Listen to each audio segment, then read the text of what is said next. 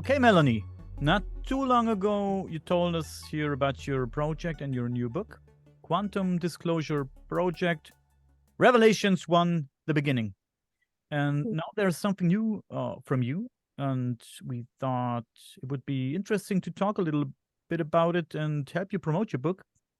Give us a quick refresher on your first book and tell us briefly what it's about.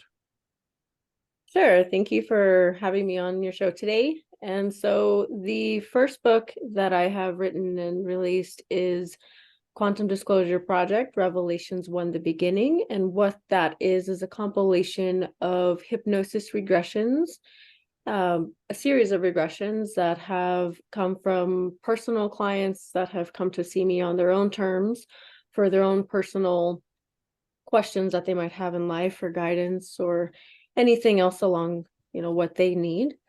And it was also a compilation of a couple of sessions that were my own personal sessions from hypnosis. And for the hypnosis I used was Dolores Cannon's QHHT, which is the quantum healing hypnosis technique.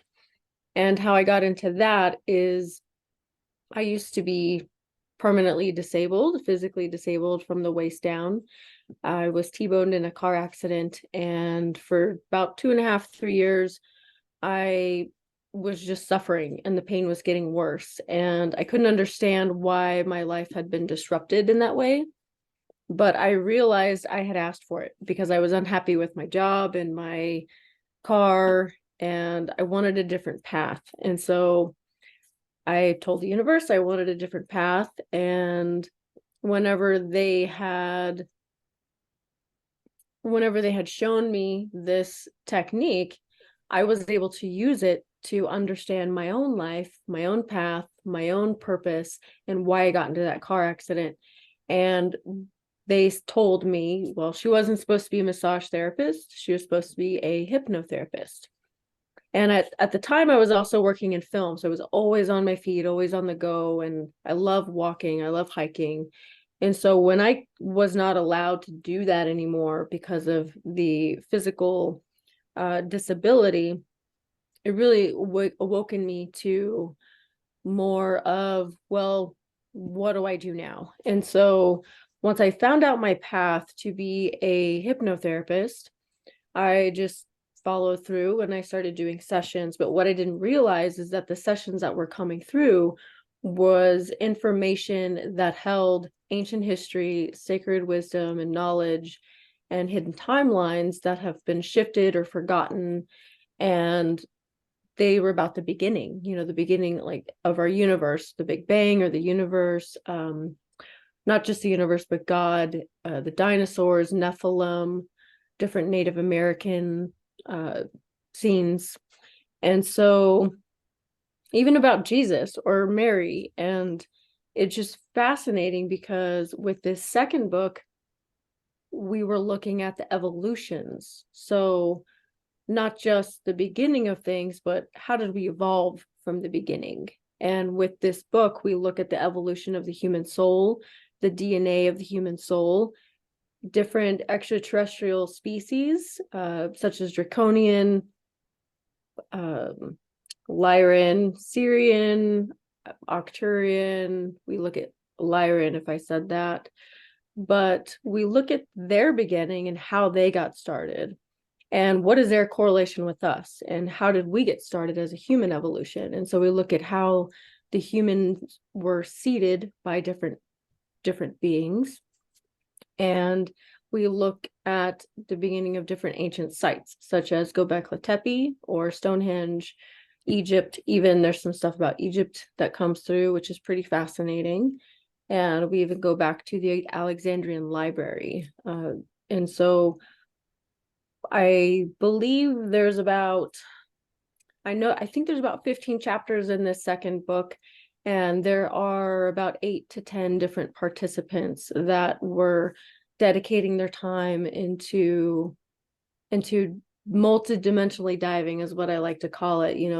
These people go and they look at other lives that they've experienced or other timelines that they have experienced, and that's what we bring through is that past life regression information, so that we can better understand our current evolution and our history, and so that we can remember who we are. That's mainly important, is that there are messages for starseeds in that book. So if you feel like you are not from this place and you're here, this isn't your home, and you have a mission, path, and purpose, this book is to reawaken you to your origins and your path and purpose. And there are some messages in there that could help activate someone to get them on their own path, which is pretty fascinating as well. Mm-hmm. Who do you think is the primary audience for your book, and why do you think they will connect with it? Good question. Anybody who's ready to be more open-minded with their path and their purpose and where we are right now and where we are going forward. There are some things in the book that shine light on religion and how religion was, I don't want to say created, but where it originated from. And so there might be things in this book that aren't for everybody, and that's okay, because it's probably not going to be for everybody. But the ones that it is meant for are the ones who are on this awakening spiritual path, who are into disclosure at this point, which is very huge, this last year. And going forward, there's going to be more truth coming out. And so if anybody is just looking to know more about their path and purpose, in the moment, it may not bring that to them, but at least it can give them that back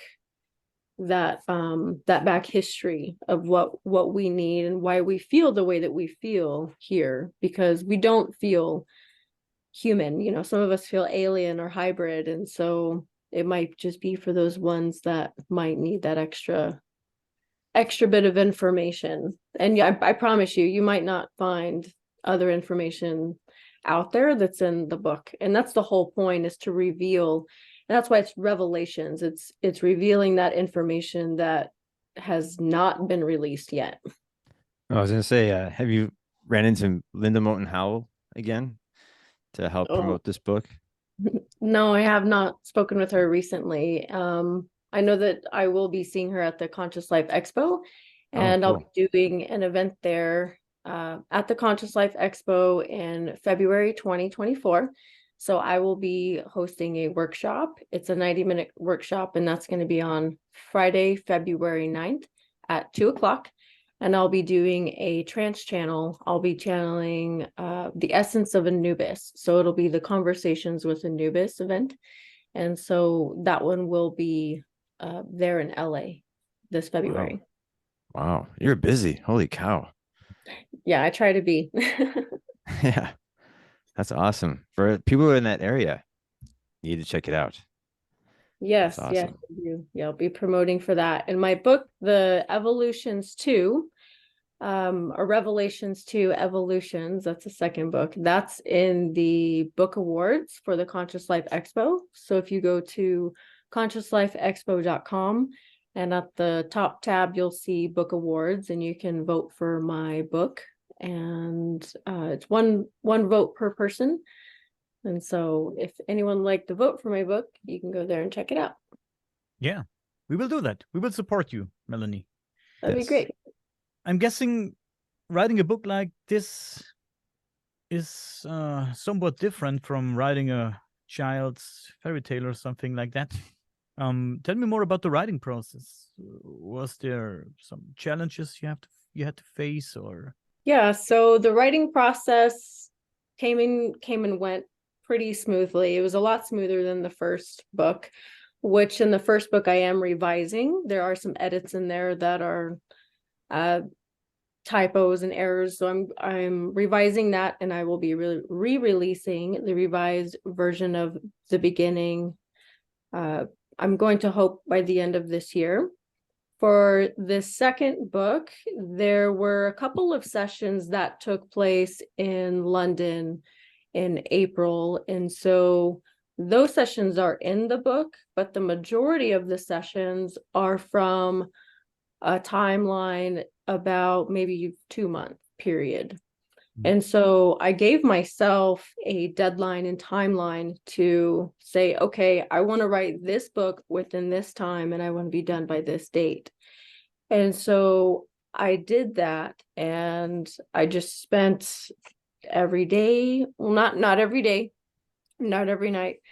I put the time that I felt that needed to be put into it and what I could afford energetically, because I have to take time to host the sessions and to facilitate the sessions for the information. And then I don't use an AI or text scribe or anything. I manually type everything out as I re-listen to the sessions.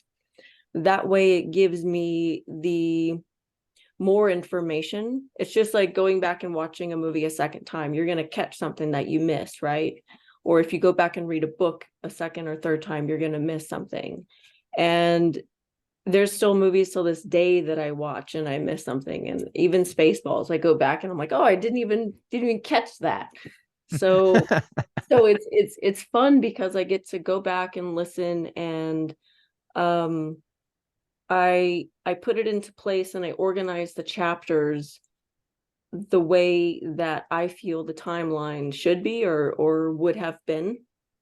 And so if I have a handful of sessions that took place, I think the very last session I did ended up being the first chapter in the book. And so that can give you kind of an idea of how the information can come through. It's just like dumping out a box of puzzle pieces. You kind of have to put them together and figure out where they go. But it is fun. I really enjoy it. And I know the participants had a lot of fun too. Yeah. What do you hope or wish will readers get from your book or gain from your book? Good question. Enlightenment and the ability to ask questions and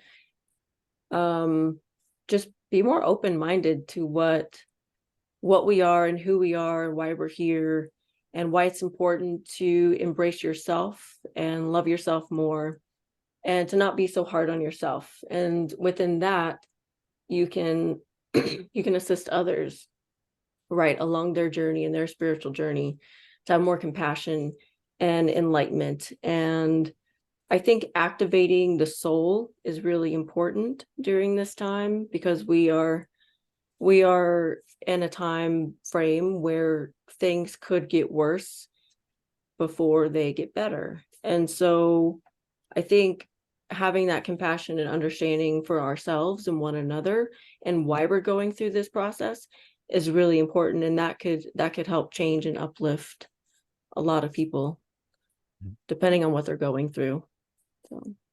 So for those who are interested in your book, how can they get their copy? Sure. You can find my book on Amazon.com, and you can also find it on Google Play.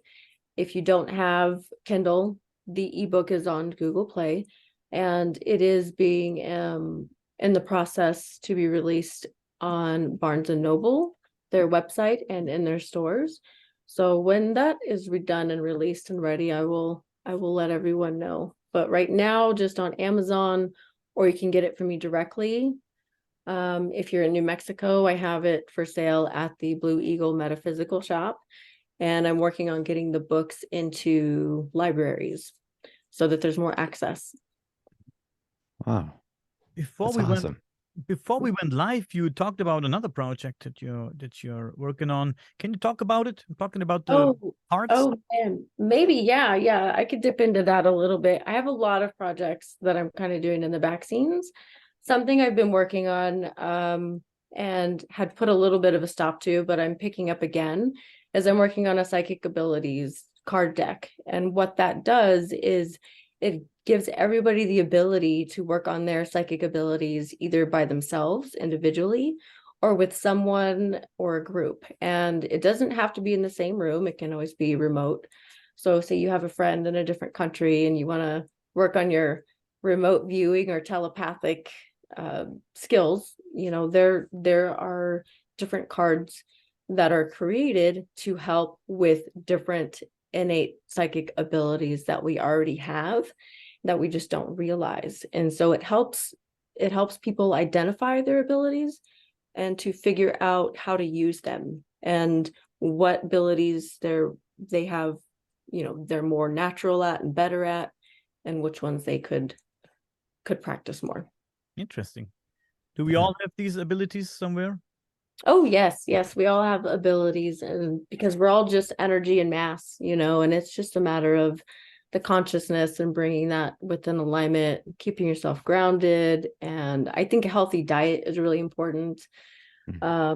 Substances play a role as well. And, I also think the person's ability to believe that they have that ability and that they can do that. And so if someone's like, I don't have that, I don't believe in it, then chances are they might not even, that doesn't interest them. And even if they tried, they might not get something right away. And if they did, they probably wouldn't believe it.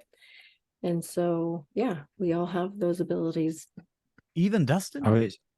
You know what? I always wish to have telekinesis. I would always love to move something with my mind or bend something, or yeah. Did you check out like how gnarly? Did you see that video on my YouTube? No, I haven't. Can you send us a link to it? Psychokinesis. Yeah, let me send it to you real quick. Yeah, cool. I had moved. Well, it was an interesting practice. I had gone to a friend's house and they were telling me about a practice that they had started. And I had heard of it before, but I had just not tried anything like that. And what the practice was, it was a PK psychokinesis test where you place an item inside of a dome, and within that you are able to practice and move that. It's possible. It's almost like the same concept of like the pendulum. If you just hold it and you start to think what direction the pendulum should start swinging, like you can have your mind just go. Yes. Yeah. I remember that actually. Yeah, those ones are so neat. It's a great tool to use as well for intuition. Melanie, it was nice talking to you, and I hope we can help you promote your book a little bit. Is there something else that you want to add before we quit here? Sure. I have a website, and that is www.quantumdisclosureproject.com. And my YouTube channel is also Quantum Disclosure Project. And so you can find me or my books or episodes. I do add and create episodes, visual episodes for people to watch. And they are, again, just a series of hypnosis regressions. The one on my YouTube is live from Stonehenge. That one is in the second book. So if you have the book and you want to listen to the session, or if you don't have the book and you want to listen to the session, it's still there for anybody to check out. And you'll find other links and things there. And if anybody's interested in becoming a participant for any research, just let me know. You can reach out anytime, and I do online and in-person sessions. We put all the links in the description. Okay, Melanie, thank you so much. It was very interesting talking to you again. I hope we can meet again, and I'm sure we will. We wish you all the best for you and your projects and your new book.